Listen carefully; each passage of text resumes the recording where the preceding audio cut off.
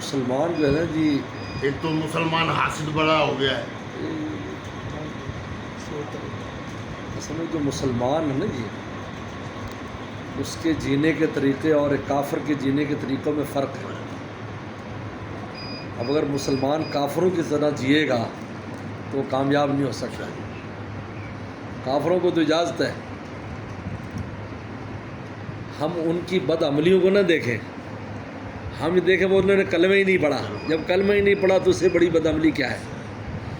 اللہ نے ان کا کفر وہ تو جہنم کا ایک ایندھن ہے.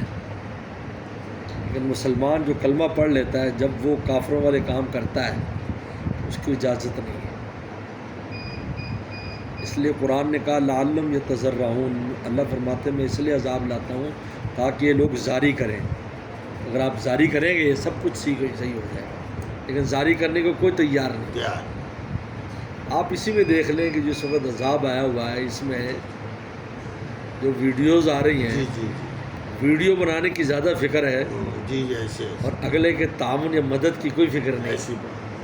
کچھ لوگ ایسے ہی ڈوبے ڈوبتے نظر آ رہے ہیں، لیکن اس کو یہ ہے کہ یار میری ویڈیو ایسی بنے جو خوب وائرل ہو، اور یوٹیوب والے مجھے اچھا پیسہ دیں، فیس بک والے مجھے اچھا پیسہ دیں. حالات تو یہ ہے.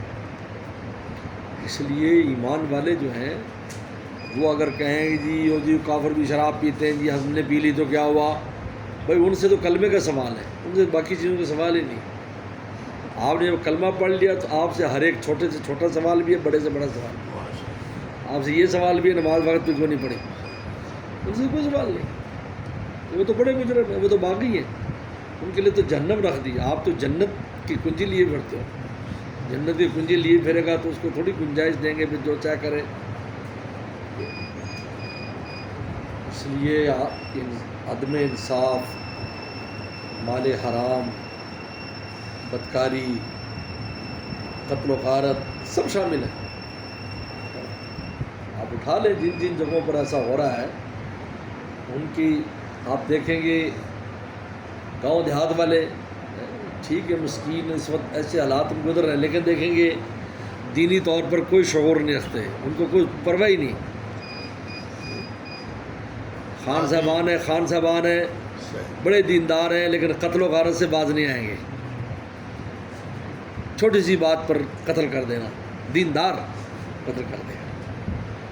خون کرنا تو چھوٹی چیز نہیں ہے. تو آپ جہاں دیکھیں گے جہاں صدقات خیرات کا اہتمام ہے اللہ تعالیٰ ضرور حفاظت کرتے ہیں. اس وجہ سے آفات سماوی جو ہیں اس کے اسباب ہوتے ہیں. ان اسباب کی بنیاد پر قرآن نے کہا لعلہم یتضرعون، جاری کرو.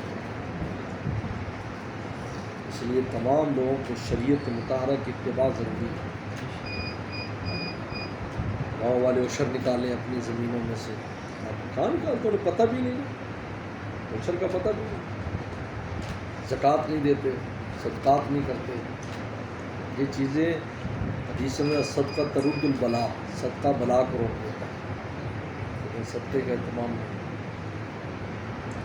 شہروں میں پھر تو بالکل شعور ہے، دین کی بات کرتے ہیں، دین کی بات سنتے ہیں، لیکن باقی تو بہت بری حالت ہے. کہ اللہ حفاظت فرمائے، اللہ سے کوئی معافی مانگنی چاہیے. اللہ کی حکمتوں پر